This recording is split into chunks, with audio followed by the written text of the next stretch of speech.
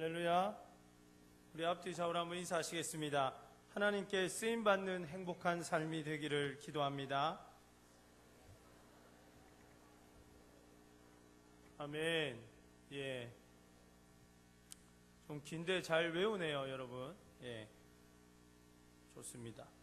오늘 우리 청년부 소식 잠깐 보겠습니다, 여러분. 이번에 보시면 청년 데이트와 결혼학교에 대한 안내가 있는데, 이정현 대표님과 제가 한번 만났는데 부산에 오셔가지고 서울에 계시는 분입니다. 그래서 많은 사역을 하고 계시는 분인데 청년들에게 좀 도움을 주고 싶다고 그래서 이런 또 좋은 프로그램이 생겼습니다.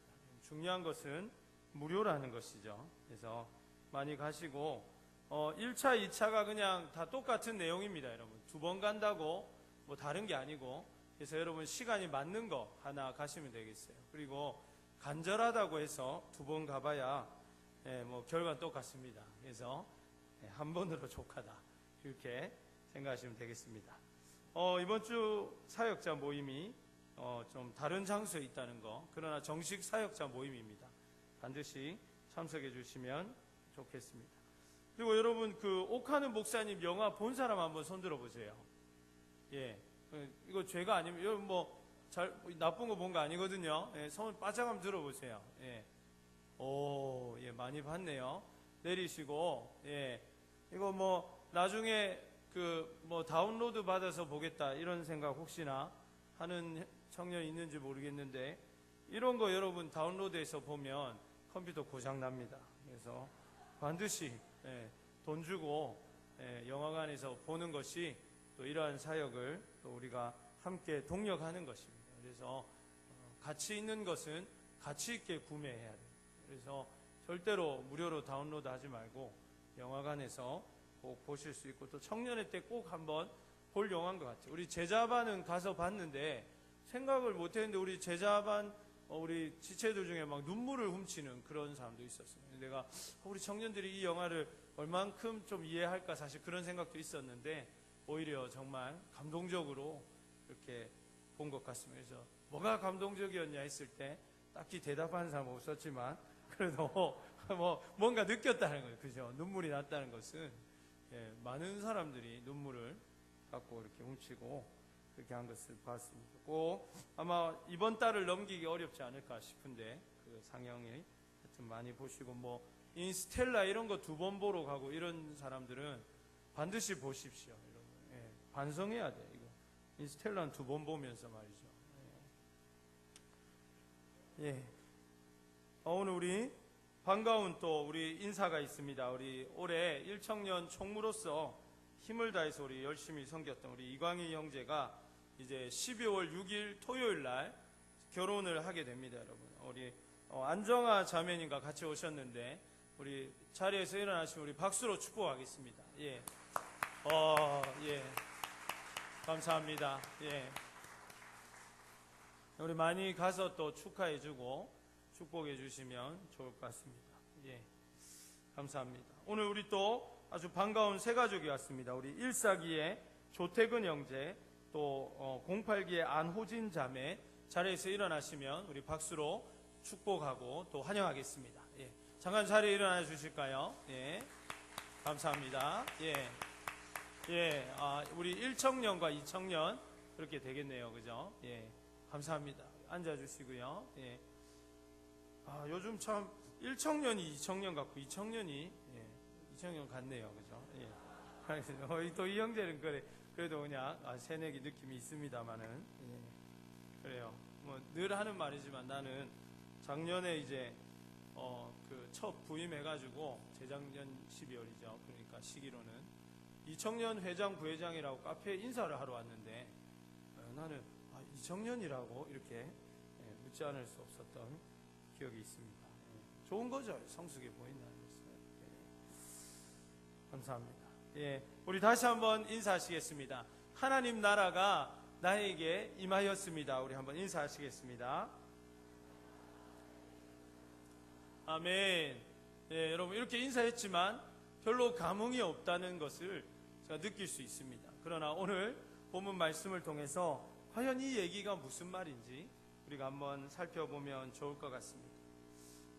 우리나라 국무총리 한 분이 오래전에 이제 로스앤젤레스, 우리가 말하는 LA, 그 방문을 하게 되었습니다. 그래서 이제 막 환영 행사도 열리고 뭐 이런 행사가 열렸는데, 조그만한 이제 초등학생 정도 돼 보이는, 한 1, 2학년 돼 보이는 아이가 있는 거예요. 그래서 이 국무총리께서 뭔가 친절하게 하려고, 아버지 뭐 하시노? 이렇게 물어보시면서, 그렇게 이제 아버지 성함이나 이런 걸 좀 물어보려고 하는데, 여기 온 인사 중에 한 명일 거니까 이름을 물어보려고 하는데, 아버지 조남이 어떻게 되시니? 뭐 이렇게 얘기하면 애가 못 알아들을 것 같잖아요. 미국에서 크고 하니까.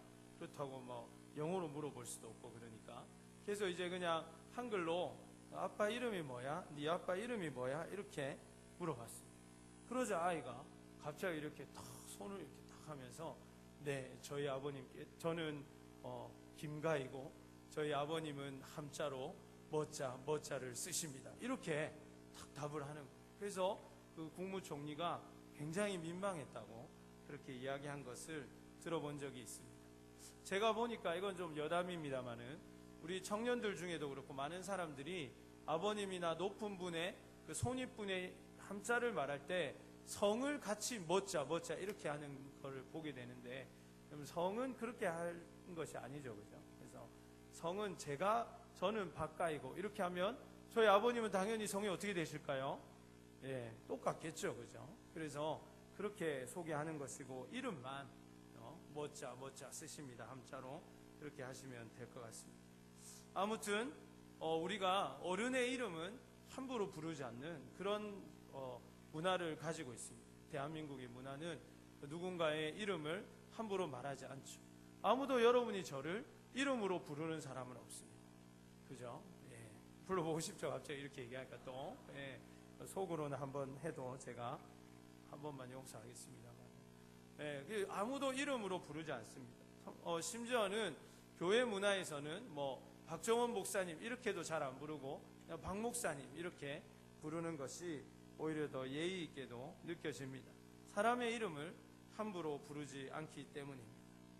유대인에게 있어서도 마찬가지 그런 마음이 있습니다. 유대인들은 그 사람의 이름이 그 사람의 인생이고 그 사람의 인격이라고 생각하며 그 사람을 의미하는 상징성을 가지고 있기 때문에 사람의 이름을 함부로 부르지도 않고, 또 그 이름을 지칭할 때는 매우 중요한 의미를 가지고 그 이름을 지칭하는 것을 보게 됩니다. 그래서 실제로 성경에 보면 여호와라는 이름, 이 야훼라는 이름은 하나님의 이름인데, 실제로 성경에 실제로는 적혀져 있지가 않습니다. 왜냐하면 하나님의 이름이기 때문이죠. 그래서 여호와라는 그 말 대신에 그냥 그 자음만 표기하고 모음은 쓰지 않는데, 그래서 그걸 이제 아도나이라고 그렇게 읽습니다. 여호와의 이름이라는 말이 들어있어도 성경에서 그 말을 자기가 여호와라고 발음하지 않고 아도나이 이렇게 읽는단 말이죠. 읽을 때는 실제로. 그래서 그 정도로 하나님의 이름은 거룩한 이름입니다. 그리고 예전 성경은 다 필사본이지 않습니까? 성경을 필사할 때, 글로 적을 때도 여호와의 이름이 나오면 그 사람이 한번 이제 목욕을 다시 깨끗하게 하고 다시 앉아서 여호와의 이름이라는 단어, 그 여호와라는 단어를 필사했다고 합니다. 그만큼 하나님의 이름은 두려운 이름이고, 하나님의 이름은 함부로 할 수 있는 그런 이름이 아니라는 것이죠. 이건 뭐 우리가 뭐 교수님이라든지 선생님이라든지 또 직장의 상사라든지 그 정도만 돼도 우리가 뭐 함부로 그분의 이름을 부를 일이 없는 것과 비교했어도 우리가 쉽게 이해할 수 있는 부분입니다. 그런데 오늘 본문의 말씀에 보니까 예수님께서 우리에게 기도를 가르쳐 주실 때 첫 번째는 아버지께 기도하는 것이다 라는 것을 가르쳐 주셨고, 오늘 두 번째 주님께서 우리에게 가르쳐 주시는 것은 우리의 기도가 하나님의 이름이 거룩히 되는 것과 관련이 있다는 것을 가르쳐 주시는 것입니다. 여러분, 우리가 흔히 기도라고 생각하면 그냥 나의 필요들, 하나님 이번에 내가 기말고사에서는 반드시 학점을 메워가지고 학사 그 아름다운 편지 받지 않도록, 그 학장님의 그 사랑이 담긴 편지를 받지 않도록 해달라고, 그런 기도.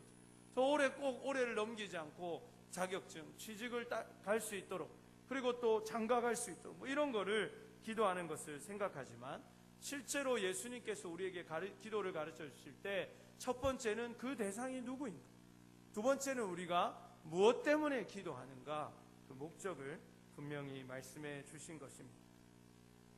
대한민국의 어머니들이 부러워하는 엄마가 있다고 합니다. 누굴까요? 뭐 여러 엄마들이 있겠죠. 뭐 신동의 엄마일 수도 있고 또 뭐 여러 사람들의 엄마일 수도 있는데, 사람들마다 조금 다를 수 있지만 김연아 어머니를 한때 모든 어머니들이 부러워할 때가 있었습니다.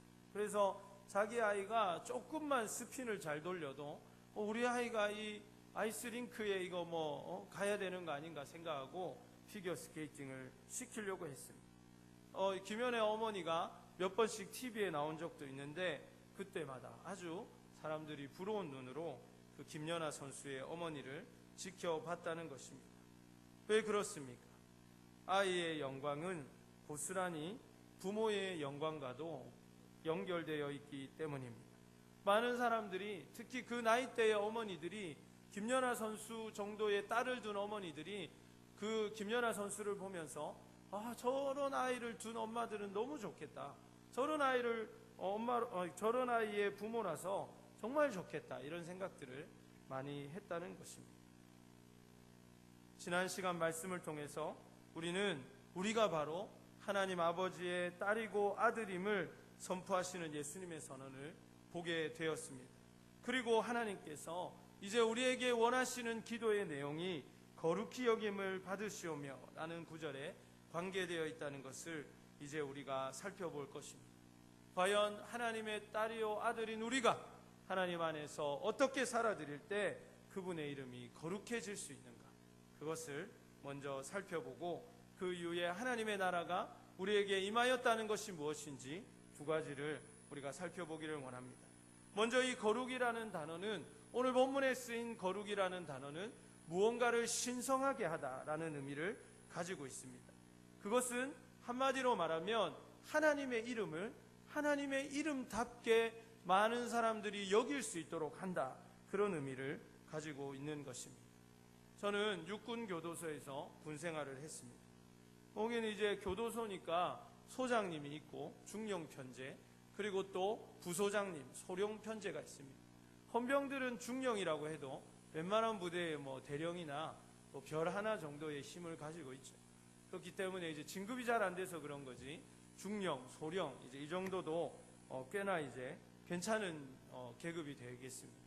그런데 우리 육군 교도소의 부소장님 그리고 소장님, 어떻게 보면 이제 가장 첫 번째 권력자와 두 번째 권력자라고 볼 수 있지만, 사실은 말이 좋아 부소장님이지 이분은 결정할 수 있는 것이 아무것도 없습니다.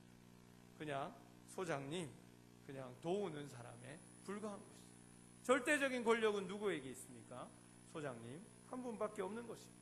그래서 우리가 볼 때 그냥 말이 좋아서 부소장님이지 전혀 소장과는 관계없는 그런 사람을 그런 역할을 하고 있는 것입니다.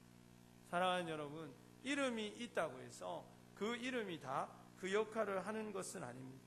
그리고 그 이름이 있지만 그 이름을 이름대로 대우해 주지 못하고 예우해 주지 못한다면 그것은 결코 상대를 존중하고 배려하는 것이 아닐 것입니다. 이름을 주고 자리를 주는 것보다 더 중요한 것은 그 이름에 걸맞는 예우를 해주는 것입니다.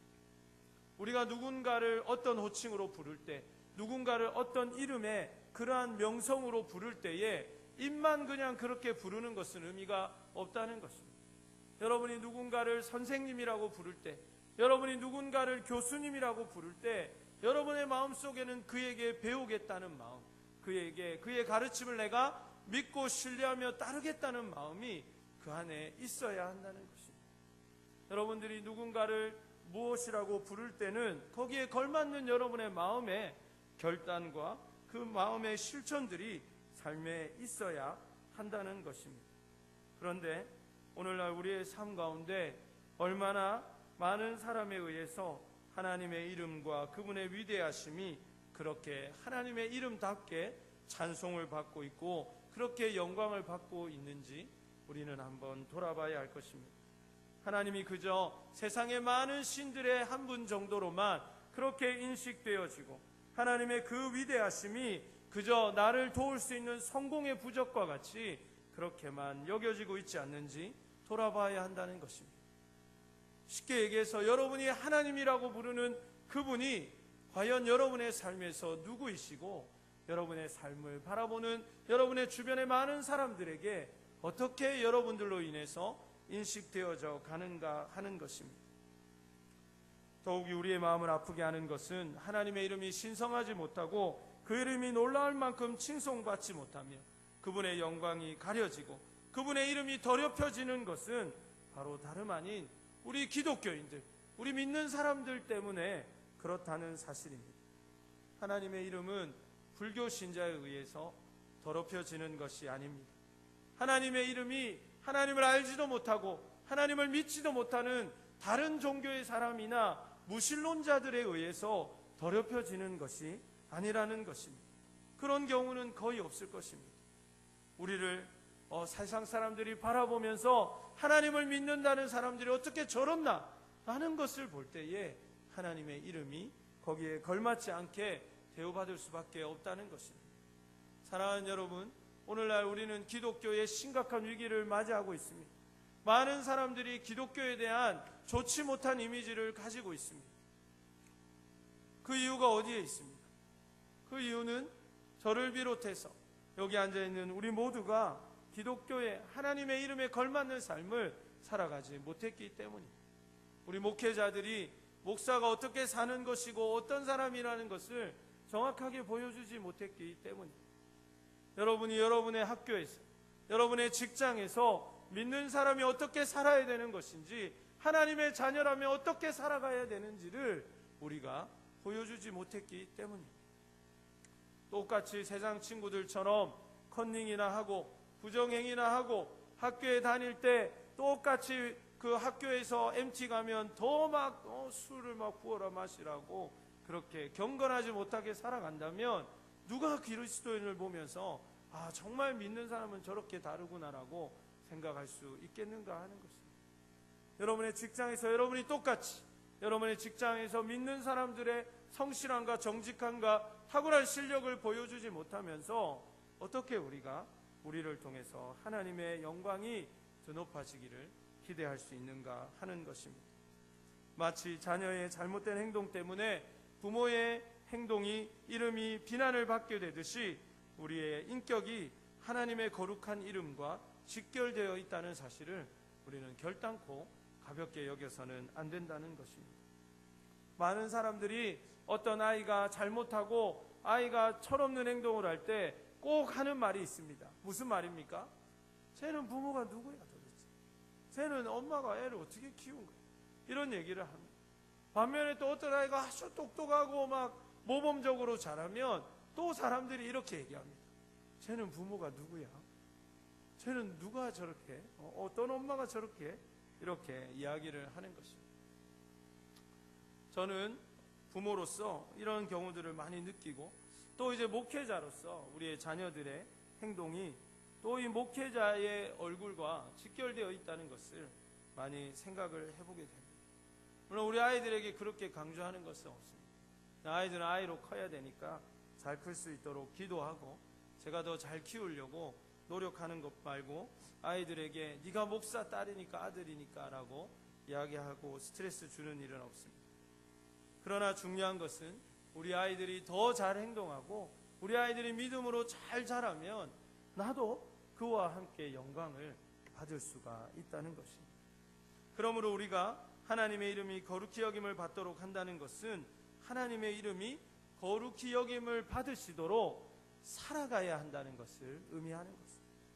여러분이 주님 가르쳐주신 기도를 매 예배마다 반복할 때마다 여러분이 이 기도를 드릴 때마다 잊지 말아야 할 사실은 뭐냐면 우리가 하나님의 이름을 신성하게 하는 것, 많은 사람들이 하나님을 하나님으로 알도록 하는 일에 우리가 부르심을 받았고 그것을 위해서 살아가야 한다는 것입니다. 제가 서두에 말씀드린 것처럼 제자들이 기도를 가르쳐 달라고 부탁하였을 때 예수님이 직접적으로 가르쳐 주신 첫 번째 기도문이 바로 이 내용이라는 것을 우리는 절대로 잊지 말아야 합니다. 예수님께서 기도를 가르쳐 주셨는데 그 첫 문장이 뭡니까? 아버지의 이름이 거룩히 여김을 받도록 기도하라는 것입니다. 이 말을 뒤집어 얘기하면 하나님 아버지의 이름에 걸맞게 우리가 그렇게 살겠다고 결단하는 것이 우리 기도의 첫 번째가 된다는 것입니다. 사랑하는 여러분, 우리가 이 사실에 대해서 얼마나 많이 놓치고 있었습니까? 여러분이 기도에 나오며 여러분이 기도할 때마다 여러분 이 사실을 반드시 마음에 새기면서 기도하고 있습니까? 아니면 그저 내 필요를 하나님 앞에 나열하기 위해서 하나님 이번에 꼭 도와주십시오. 하나님 이번에 꼭 이 일 해결해 주십시오. 하나님 이거 제가 꼭 가질 수 있게 해주십시오. 그런 나의 필요에만 너무 집착해 있었던 것은 아닌지 돌아봐야 할 것입니다. 하나님 우리에게 먼저 원하시는 것은 우리가 하나님의 자녀로서 하나님 앞에 담대하게 나오는 것이고 그 자녀로서 아버지의 이름에 합당하게 살아가기를 결단하는 일입니다. 사실 하나님의 이름은 우리의 미약한 삶에 의해서 거룩해지고 거룩하지 못하여지고 할 그러한 이름은 아닙니다. 하나님의 이름은 워낙 영광스럽고 높기 때문에 우리의 행동 하나 때문에 하나님의 영광이 팍 떨어지고 우리가 뭘 좀 잘한다고 하나님이 갑자기 우리 때문에 낮아지셨다가 높아지시고 그러한 이름은 아니라는 것입니다. 그분의 이름은 원래부터 우리 인간과는 차원이 다른 거룩한 이름이고 우리와 상관이 없이 영원히 거룩하고 불변한 이름임을 고백합니다. 그럼에도 불구하고 하나님께서 예수님께서 기도를 가르쳐 달라고 말하는 우리에게 이 기도문을 첫 번째로 가르쳐 주신 이유가 뭐겠습니까? 그것은 하나님께서 우리를 통해서 영광 받으시기를 원하신다는 것입니다. 그것은 하나님께서 그 영광의 통로로 여러분 한 분 한 분을 사용해 주시기를 원하신다는 것입니다. 이렇게 부족하고 이렇게 연약한 우리의 삶을 통해서 하나님의 이름이 거룩히 여김을 받는다고 선포하신 것이 우리에게는 얼마나 큰 축복이고 감격인가 하는 것입니다. 하나님께서는 우리를 하나님의 영광의 도구로 영광의 통로로 삼으시고 우리를 통해서 위대한 일을 이루시겠다고 약속하신 그 깊은 의미가 바로 이 기도에 담겨 있다는 것입니다. 사랑하는 여러분, 여러분이 여러분의 삶을 스스로 돌아볼 때에 여러분의 이름은 얼마나 명예롭습니까? 아니, 여러분이 스스로 생각해 볼 때에 여러분 때문에 여러분의 학과가 빛나고 여러분 때문에 여러분의 회사가 빛나고 여러분 때문에 여러분의 부모님이 얼마나 영광을 받고 계십니까? 이거 아주 어려운 얘기죠, 사실. 아마 대부분 다 나는 좀 뭔가 못 미친다라고 생각하고 있을 거라고 생각합니다. 저도 마찬가지입니다. 제가 6번 버스를 타거나 단감동 사거리를 걸어갈 때 박정훈 목사님 아니십니까? 라고 말하는 사람은 여러분 말고는 아무도 없습니다. 저도 사람들이 저를 잘 몰라요. 저도 저 때문에 저희 부모님이 뭐 아주 큰 영광을 받으시거나 그런 사람은 되지 못할 것 같습니다. 그런데 정말 신기하고 정말 감격적인 것이 무엇입니까? 하나님께서 그런 나를 통해서 영광을 받기를 원하신다는 사실. 여러분 이 사실이 믿어지십니까? 하나님은 여러분을 통해서 영광 받으시기를 원하신다는 것입니다. 그리고 그러한 그 영광스러운 직분을 그러한 감격적인 삶을 우리에게 허락해 놓으셨다는 것입니다. 우리 오늘 바로 이 본문 6장 바로 앞에 나오는 5장 16절 말씀을 화면을 통해서 우리 같이 한번 읽어보겠습니다. 5장 16절 말씀 우리 같이 읽겠습니다. 우리 같이 읽습니다. 시작. 이같이 너희 빛이 사람 앞에 비치게 하여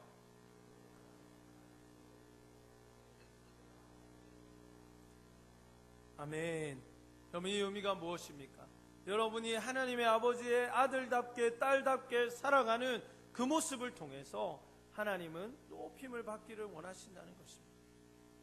누군가가 여러분을 보면서 야 정말 내가 너를 보니까 하나님이 살아계신 것을 알겠다. 야 정말 네가 보니까 네가 믿는 그 하나님은 나도 한번 믿어보고 싶다. 야 나도 정말 너처럼 그렇게 행복한 신앙생활 해보고 싶다. 하나님 계시니까 너를 보니까 너무 부러울 정도로 너무너무 좋구나라고 이야기하는 것을 여러분을 통해서 하나님 듣기를 원하신다는 것입니다. 그러하기에 우리는 우리의 삶을 통해서 하나님께 영광을 돌려야 한다는 것을 잊지 말아야 합니다. 예수님께서 드렸던 그 차원이 다른 기도, 바로 그 기도의 비결은 하나님의 자녀에 걸맞는 삶을 살겠다고 헌신하는 기도라는 것입니다. 하나님의 자녀에 걸맞는 기도, 그분의 거룩함에 걸맞는 기도가 우리에게 있기를 간절히 원합니다. 나의 필요, 내 가족의 필요에만 관심을 기울이는 그러한 기도가 전부가 아니라 나의 삶을 통해서 하나님께서 영광을 받으시고 나를 통해서 학교에 다니는 친구들이 정말 네가 믿는 하나님 나에게도 소개해달라고 말할 수 있고 많은 사람들이 나도 너처럼 예수님 믿고 싶다고 이야기를 들을 수 있는 삶이 여러분에게 있기를 간절히 소원합니다. 여러분, 우리의 기도가 왜 응답받지 못하는지 그런 것들 궁금해 본 적 없습니까? 하나님, 제가 이렇게 간절하게 기도하고 늘 하나님 앞에 애타게 기도하는데 하나님 왜 응답해 주시지 않습니까? 라고 우리가 많이 기도하는 경우들을 보게 됩니다. 왜 우리의 기도가 응답되지 않습니까? 왜 여러분 그토록 하나님 앞에 간절하게 구했지만 여전히 여러분 그 상태에 머물러 있습니까? 그 이유는 바로 우리가 기도에 걸맞게 살고 있지 않기 때문입니다. 저에게는 아주 친한 친구 한 명이 있습니다. 지금 이제 서울에서 홍대에서 나름 유명한 인디밴드의 멤버로서 활동하고 있는 친구인데 그 친구는 항상 한 번씩 통화할 때마다 저희 집에 놀러 오겠다고 그렇게 이야기합니다. 그렇게 이야기한 지가 벌써 12년이 지났습니다. 지금까지 통화합니다. 얼마 전에 제가 통화했는데 아니 우리 집에 안 오나 이러니까 가겠다고 그렇게 이야기를 했습니다. 그것도 지금 우리 있는 이 사택 단감동 말고 제가 이제 본가가 망미동에 있는데 망미동 집에 오겠다. 제가 단감동 절대 오지 말고 우리 어머니 계시니까 본가에 망미동에 꼭 가라고 이야기하는데 언제 올지 모르겠어요. 늘 그렇게 얘기합니다. 여러분, 그게 12년이 지났어요. 우리 학교 다닐 때 또 막 이제 그렇게 할 때 그냥 막 우리 학교에 우리 집에서 자자 막 이렇게 맨날 얘기하면서 그게 지금 벌써 10몇 년이 지나가 버린 것입니다. 사랑하는 여러분, 기도는 말로 이루어지는 것이 아닙니다. 친구가 우리 집에 놀러 오겠다고 하고 그래 놀러 와도 좋다라고 제가 대답을 했다고 해서 그 일이 이루어지는 게 아니라는 것입니다. 그 마음의 소원, 그 부탁은 언제 이루어지지요? 그 친구가 우리 집에 올 때 이루어지는 것입니다. 말한다고 이루어지는 것이 아니고 허락한다고 이루어지는 것이 아니라 그것이 행동으로 옮겨질 때 이루어진다는 것입니다. 저에게는 지금까지 많은 사람들이 영어를 가르쳐 달라고 요구하였습니다. 제가 군대에 있을 때 많은 선임과 후임과 간부들이 저에게 영어를 가르쳐 달라거나 기타를 가르쳐 달라고 찾아왔습니다. 그리고 실제로 저를 통해서 기타를 배운 사람은 2년 동안의 군생활 중에 단 한 명밖에 없었습니다. 그리고 영어를 배운 사람은 책을 산 사람은 한 10몇 명 됐는데 그 중에 영어를 배운 사람은 제 기억에는 한 명도 없는 것 같습니다. 왜 그럴까요? 제가 가르쳐 주겠다고도 하고 언제까지 오라고도 했고 제가 오면 성실하게 가르쳐 주기도 했는데 왜 그렇겠습니까? 아무도 실천을 하지 않았기 때문에 정해진 시간에 오고 정해진 시간에 예습을 하고 공부를 하고 단어를 외우고 연습을 해야 하는데 그러한 일들을 하지 않은 것입니다. 마치 나랑 영어 공부를 하기로 한 것으로만 만족하는 사람처럼 마치 그냥 영어 교재를 구매하면 그것으로 된 사람처럼 그렇게 한다는 것입니다. 여러분 고개를 드세요. 오늘 우리 반주자들 이렇게 사이좋게 둘이 똑같은 봄으로 자꾸 고개를 드시고 좀 덥습니까 여러분? 아니구나. 난 더운데 아무튼 허리를 고추 세우고 중요한 내용 아닙니까? 그죠? 중요해서 깨웠어요. 사랑하니까 깨웠습니다. 자 여러분 보십시오. 우리가 하나님 안에서 뭔가를 기도하고 그래서 우리의 마음속에 확신도 들고 야 이렇게 하면 되겠다 라는 생각도 들지만 거기서 끝나면 안 되는 것입니다.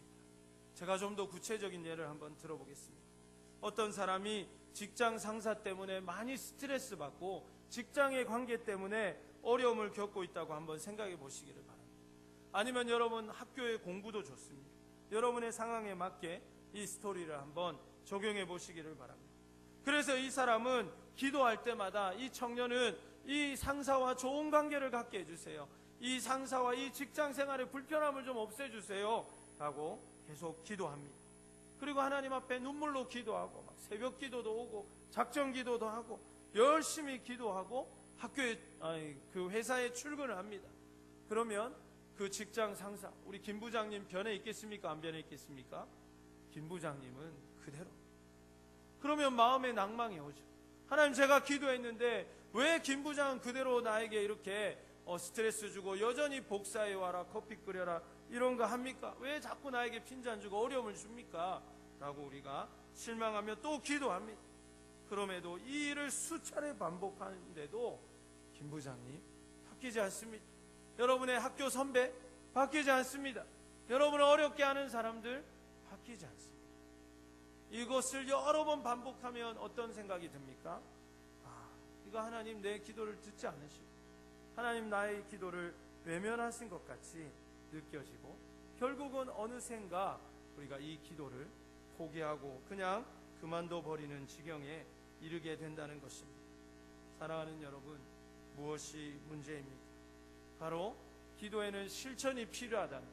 기도는 말로 하는 것이 아니라 삶으로 하는 것이라는 것을 이 사람이 이해하지 못했기 때문입니다. 물론 하나님께서는 이 청년의 기도를 들으시고 하루아침에 이 김 부장님, 이 선배님, 이 교수님을 변화시킬 수도 있으십니다. 그러나 그런 경우 하나님께서 즐겨 사용하시는 방법이 아닙니다. 하나님께서는 그가 이 직장에서 더 좋은 관계를 달라고 기도한 기도에 응답하시는 방법으로서 그가 마음을 바꾸고 그 부장을 위해서 사랑으로 기도하며 그 선배를 위해서 사랑으로 기도하며 그 아픔을 주는 사람을 위해서 섬길 수 있는 마음을 주신다는 것입니다. 그리고 하나님께서는 하나님의 말씀의 진리와 하나님께서 우리에게 부여하신 사랑으로 그를 섬기기를 원하시는 것입니다. 그러나 그러한 과정 없이 나의 변화 없이 나의 실천 없이 상대방이 변해서 상황이 변해서 내가 더 좋아지고 내가 원하는 것을 누리고자 하는 그런 역사는 우리의 삶에 일어나지 않는다는 것입니다. 많은 청년들이 주님의 뜻대로 살게 해달라고 기도합니다. 여기 계시는 분들 중에 하나님, 내가 더 하나님을 더 알고 싶고 더 큰 믿음을 갖고 싶고 내가 신앙이 성장하고 싶다고 그렇게 기도하지 않는 청년이 여기에 누가 있겠습니까? 그러나 중요한 것은 무엇입니까? 하나님께서 여러분에게 더 큰 믿음을 주시고 더 좋은 신앙을 갖게 하시기 위해서 여러분에게 믿음의 시련을 주고 믿음의 연단을 주면 여러분들은 놀라고 당황하면서 하나님, 나는 하나님의 은혜를 구했는데 왜 이렇게 어려운 상황만 자꾸 나에게 주십니까? 라고 이야기를 하는 것입니다. 여러분, 운동 열심히 하면 뱃살 들어가는 건 누가 모릅니까? 공부 열심히 하면 토익 성적 오르는 거 누가 모릅니까? 중요한 건 뭐지요? 알지만 하지 않는 것입니다. 여러분, 우리의 믿음을 언제 성장합니까?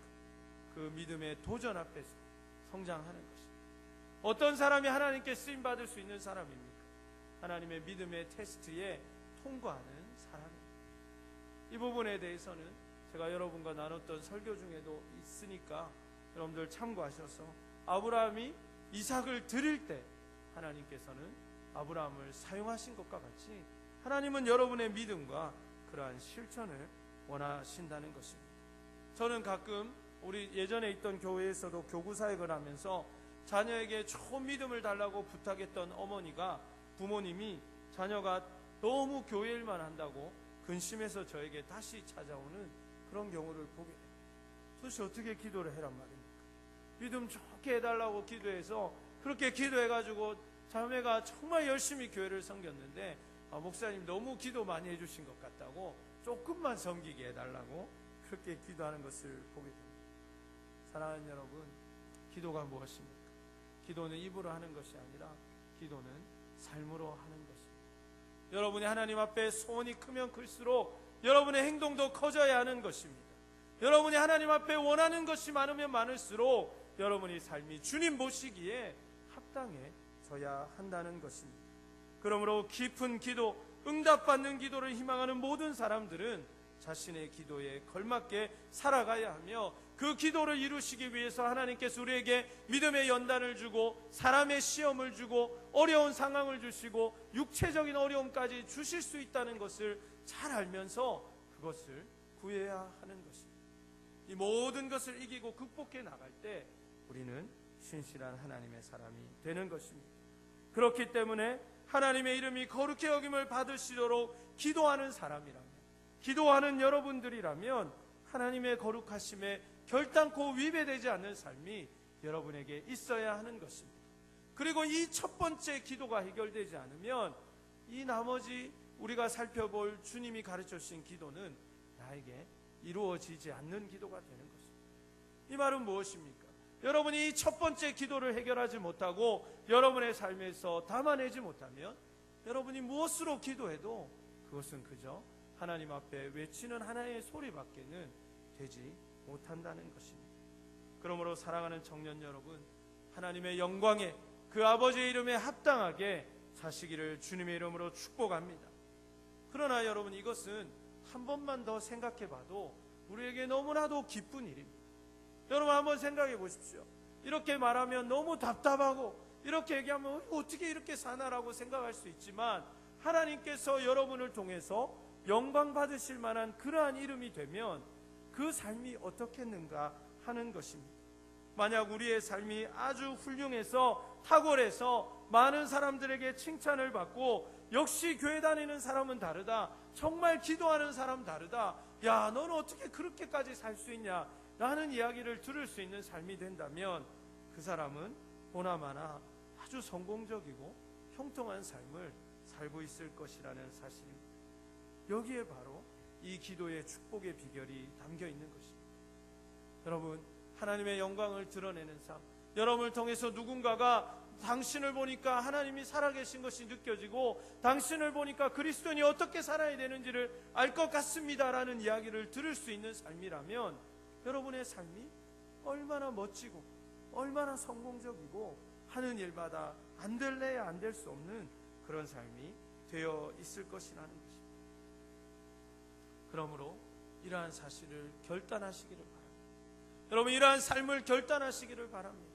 하나님의 영광을 위해서, 그 이름에 합당한 것을 위해서 이제는 여러분의 이름으로 사는 것이 아니라 아버지의 이름으로 사는 것입니다. 나는 그냥 길거리에 떨어진 휴지, 교회에 이렇게 떨어져 있는 것들 주울 이유가 아무도 없는 사람이지만 아버지의 이름에 맞게 살아야 되니까 우리가 그 쓰레기를 줍는 것입니다. 나는 내 마음대로 살아도 되고, 나는 그냥 내 육체가 원하는 대로 살아도 되고, 나는 피곤하면 그냥 안 하면 되고, 하고 싶으면 하면 되지만 하나님의 이름을 생각하기 때문에 우리는 때로는 멈춰야 되고, 우리는 때로는 달려야 되고, 때로는 그 일을 실천해야 한다는 것입니다. 이것이 바로 이름의 거룩에 맞게 산다는 말씀의 의미입니다. 우리 오늘 본문의 10절 말씀을 다시 한번 읽겠습니다. 마태복음 6장 10절 말씀을 우리 화면을 보시면서 같이 읽겠습니다. 시작. 나라가 임하시오며. 아멘. 이것이 이제 주님께서 우리에게 말씀하신 두 번째 문장입니다. 누가복음의 중요한 주제가 기도라면 마태복음의 가장 중요한 주제는 하나님의 나라입니다. 주님께서는 기도를 묻는 제자들에게 이제 하나님의 나라를 위해서 기도하라고 말씀하십니다. 첫 번째는 하나님의 이름에 거룩하게 걸맞게 살겠다는 결단의 기도, 두 번째는 하나님의 나라를 추구하는 삶을 살겠다는 것입니다. 제자들 중에 어떤 이는 이제 드디어 예수님께서 로마의 식민지의 상황에 있는 이 이스라엘의 상황을 뒤엎고 로마에서부터 이제 독립하여서 이스라엘 왕국을 건설하려고 하시는가, 그렇게 생각한 사람도 적지 않았을 것입니다. 그러나 예수님이 말씀하신 나라는 그러한 것이 아니었습니다. 사랑하는 여러분, 안타깝게도 기사를 보면 우리나라는 이민이 자꾸 늘어나는 추세에 있습니다. 한 통계 자료를 보니까 7, 80년대에 이민의 81.7%가 서울에 거주하는 중상층 이상의 돈이 많은 재산가였음을 알 수가 있습니다. 그런데 80년 이후에서는 이민이 많은 계층으로 퍼져가고 이민자의 31.6%가 단지 한국이 싫어서 목적지도 없이 해외로 이민을 떠나는 묻지마 이민족이 되었다는 통계를 보게 되었습니다. 그리고 현재는 홈쇼핑에서 이민 상품을 팔 정도로 많은 젊은 층들도 이민에 관심을 갖게 되는 것을 보게 됩니다. 사랑하는 여러분, 여러분은 어느 나라에서 태어났으면 가장 행복했을 것 같습니다. 여러분은 만약 기회가 된다면 어떤 나라에서 살아보고 싶습니까? 아마 여러분 마음에 다 다른 그러한 소원이 있겠지만 바로 오늘 예수님께서 말씀하시는 나라가 바로 그러한 개념입니다. 나라는 무엇입니까? 나라라는 것은 세상에 그냥 단순한 국가를 의미하는 것은 아닙니다. 여러분 잘 아는 것처럼 나라는 영토와 지배와 주권으로 이루어져 있습니다.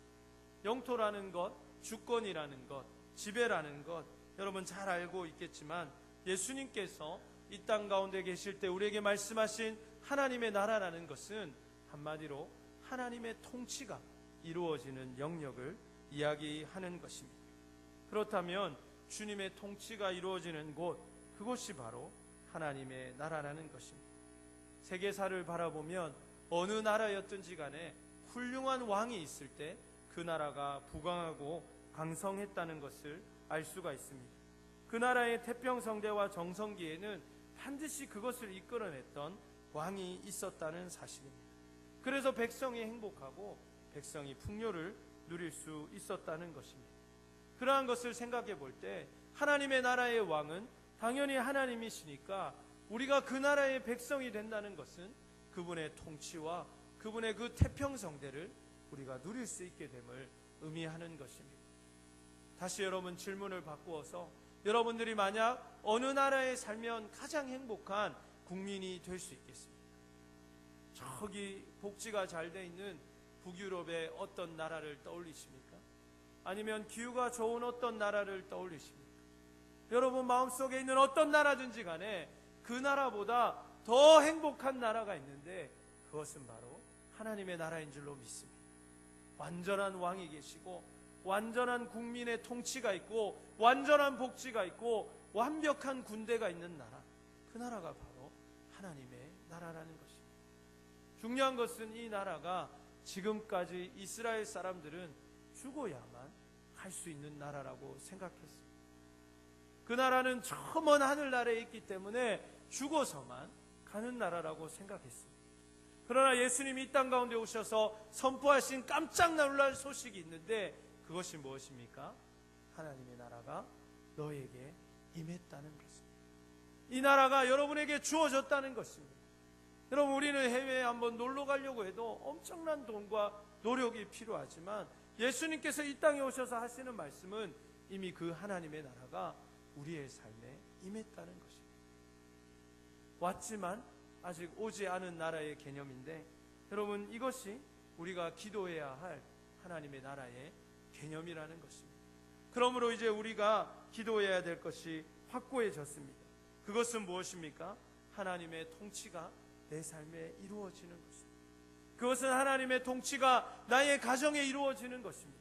그것은 한마디로 하나님의 역사가 우리 청년부를 뒤덮는 것이고 그것은 하나님의 원리대로 우리의 회사가 이루어지는 것이고 그것은 하나님의 원리대로 이 나라 민족이 살아가는 것을 말하는 것입니다.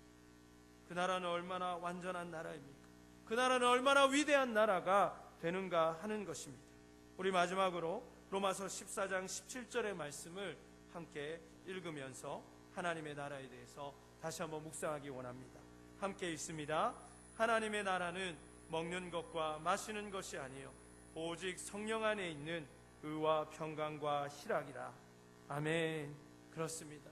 하나님의 통치, 하나님의 나라가 여러분에게 임하면 여러분에게는 그 나라의 정의와 공의가 선포되고 그것이 여러분의 삶에 이루어지게 되어 있다는 것입니다. 여러분 그 천국의 백성으로서 이 땅을 살아갈 수가 있는 것입니다. 이러한 이 복잡한 개념을 아주 쉽게 설명해 주는 경험이 저에게 있었습니다. 제가 이전 교회 사역할 때 저희 교회에는 미국인이 한 분 있었습니다. 그래서 영어 예배를 담당하고 있었는데 제가 부임해서 그분을 꼭 만나고 싶었습니다. 미국 사람하고 이야기 한번 해보고 싶어가지고 헬로 이거라도 한번 해보려고 그래서 제가 찾아갔습니다. 놀라지 않을 수가 없었어요. 그 사람은 저기 어디 막 경남 어디 산골에 있는 사람하고 너무 똑같이 생긴. 그래서 제가 미국 사람 맞냐고. 그분이 당신 그 전도사님 피터 전도사님 맞냐고. 그러니까 그분이 한국말로 맞습니다. 이야기를 하는. 알고 보니까 코리안 아메리칸 한국 이세인 거죠. 영어 아주 잘합니다만은 얼굴은 저보다도 훨씬 더 아주 시골스럽게 생긴 그런 분입니다. 유튜브에 보면 안 되는데 이거. 아무튼 그런 사람입니다. 지금 이제 미국 본토에 가서 담임 목회 아주 잘하고 계십니다. 근데 그분이 하루는 이제 우리나라가 그 북한하고 이렇게 상황이 안 좋아가지고 전쟁이 일어날 수 있다. 이게 막 기사가 막 계속 난 거예요. 우리끼리 이제 식사를 하는데 그 전도사님이 자기는 한국 전쟁 났으면 좋겠다. 근데 내가 왜 전쟁 나면 큰일 난다고. 전쟁 나면 안 된다고. 그러니까 나도 된다. 왜 그러냐고. 오늘 다 위험하다. 그러니까 그 전도사님이 씩 웃으면서 자기는 미국 사람이기 때문에 한국에 전쟁이 나면 오키나와에서 헬기가 와가지고 자기를 이렇게 태워간다. 그래서 자기는 걱정할 게 없다. 미국 국민이기 때문에. 그래서 제가 그랬습니다. 태우러 왔다가 미국 사람 아무도 없어가지고 안 데리고 간다고. 전사님 생긴 게 한국 사람 같아가지고 여기는 미국 사람 없다고 그냥 가니까 같이 기도하자고 제가 그렇게 얘기한 적이 있습니다. 사랑하는 여러분, 그분은 얼굴도 똑같이 그냥 한국 사람 같이 생겼고 그분은 한국말도 잘하고 사실은 한국인이죠. 그러나 그분은 또 한국에서 살고 있지만 그분이 미국의 시민권자라는 이유 때문에 한국에 전쟁이 나면 미국의 군대가 한국까지 와서 그분을 보호하고 그분을 데려간다는 것입니다. 사랑하는 여러분, 하나님의 나라가 여러분의 삶에 임하고 여러분이 그 나라의 백성으로 살 수 있다는 것은 무엇을 의미합니까? 여러분이 비록 이 땅을 살고 대한민국의 법에 적용을 받으며 여러분이 이 대한민국의 일원으로 살아가는 그러한 사람이지만 여러분이 어려울 때 여러분을 보호하시는 하나님의 통치가 여러분에게 있다는 사실을 믿으시기를 바랍니다. 여러분이 정말 어려움에 처했을 때 하나님께서 여러분을 도우시고 여러분을 그 천국의 시민으로 하나님께서 지켜 보호하여 주시고 여러분의 모든 것을 책임져 주시는 하나님의 아름다운 통치가 여러분의 삶에 있다는 것입니다. 우리의 삶이 왜 두려움으로 가득합니까? 우리의 삶이 왜 자주 혼란과 좌절에 빠지게 되고 우리의 마음속에 의로움이 부족하고 평강, 즉 이 기쁨, 희락 이것이 넘쳐나지 못합니까? 그 이유는 단 하나입니다. 여러분의 삶에 하나님의 나라가 온전히 임하지 않았기 때문입니다. 여러분이 돈이 좀 없어서가 아니고 여러분이 아직 그 취직을 하지 못해서가 아니고 여러분이 아직 배우자를 만나지 못했기 때문과는 관계가 없는 것입니다. 더 중요한 것은 하나님의 나라가 나에게 임하였고 이것을 내가 누릴 수 있는데 그 나라를 아직도 경험하지 못하고 이를 위해서 우리가 살아가지 못하고 있다는 것입니다. 천국의 시민권을 소유하고 있으면서도 아무것도 천국 시민으로서 누리지 못하는 그러한 어리석고 피폐한 삶을 우리가 살고 있다는 것입니다. 그러므로 사랑하는 여러분, 우리는 이 나라를 누려야 할 줄로 믿습니다.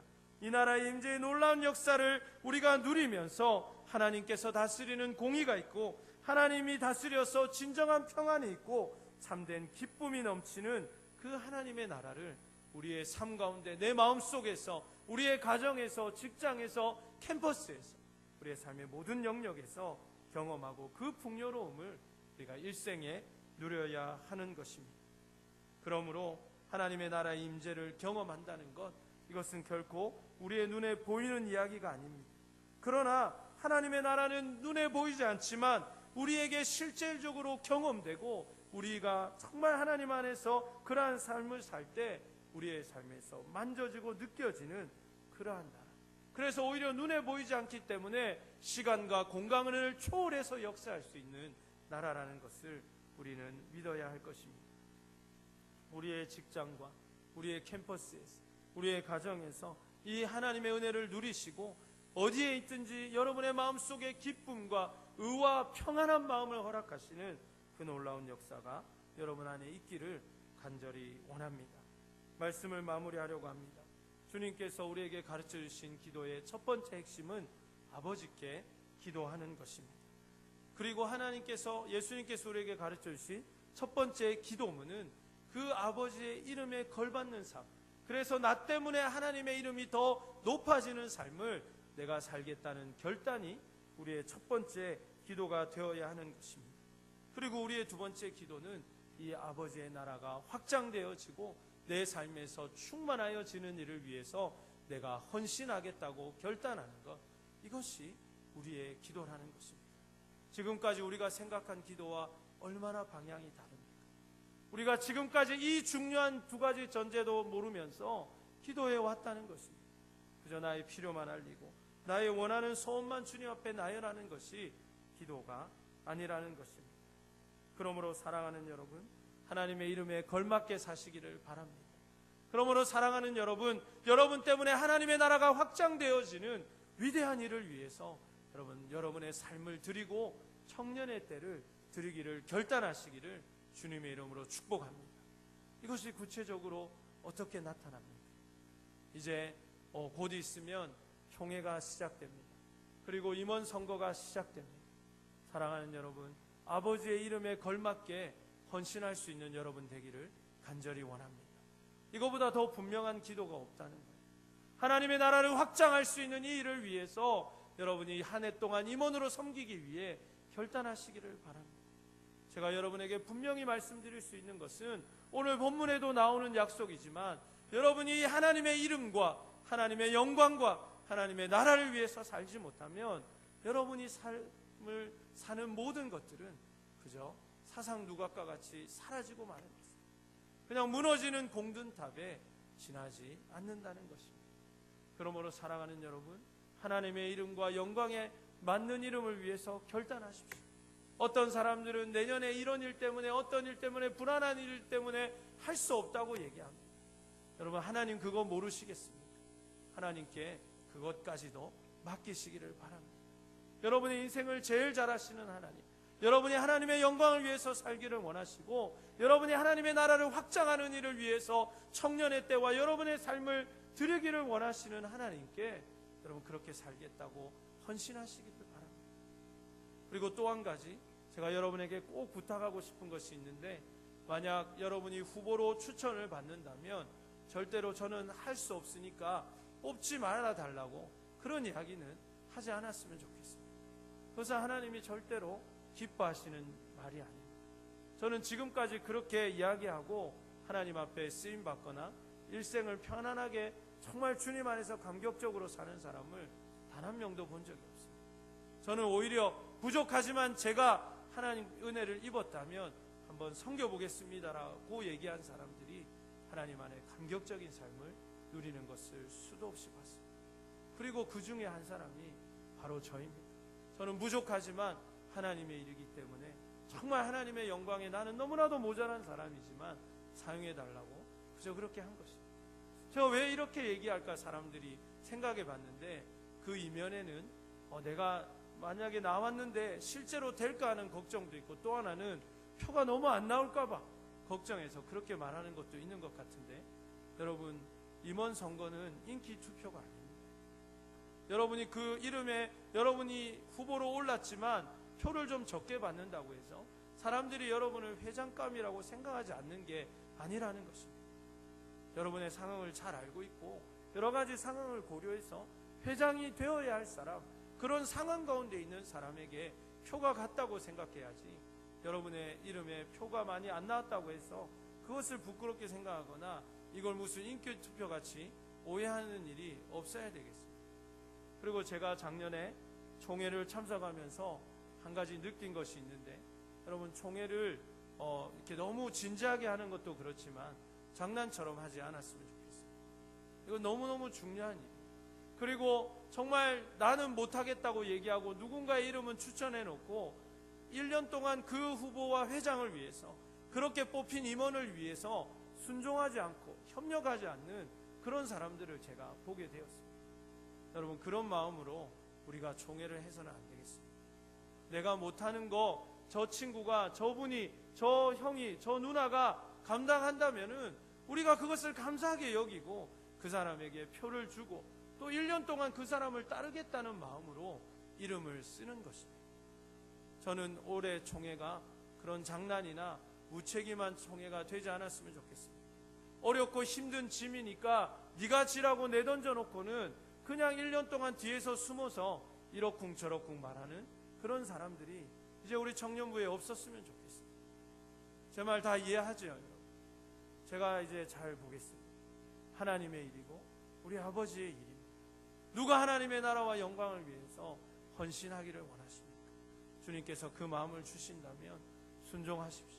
그리고 오늘 우리가 이제 선거를 할 때에 더 하나님의 뜻이 이루어지기를 바라면서 후보를 내는 사람, 또 그 사람에게 후보의 공천을 받은 사람, 그리고 한 표를 행사하는 사람이나 모두가 하나님 두려운 줄 알고 또 우리 청년부가 소중함을 알고 그렇게 최선을 다해서 하나님 앞에 경건한 마음으로 주님의 역사를 이루어갈 수 있고 또 그 결과를 우리가 모두가 수용하고 누가 되든지 간에 우리가 뽑은 사람이니까 1년 동안 내가 잘 섬기고 순종하고 동력하겠다는 결단을 가지고 우리가 그들을 축복할 수 있는 그러한 역사가 있기를 간절히 원합니다.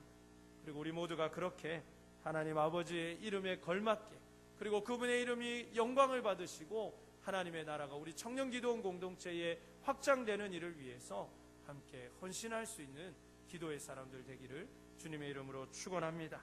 우리 다 같이 일어나서 함께 찬양하겠습니다. 우리 가사를 깊이 묵상하시면서 우리 함께 결단의 찬송 드리겠습니다.